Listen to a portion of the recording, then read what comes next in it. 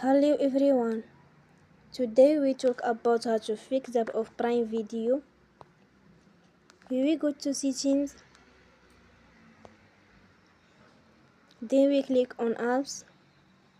After that you will search the app Prime Video and we click.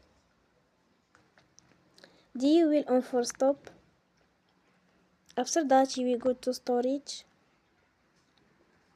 Then we click on clear cache.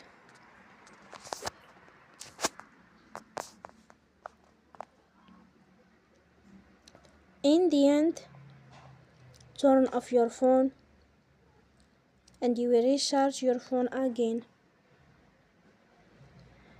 Don't forget to support us by like and subscribe.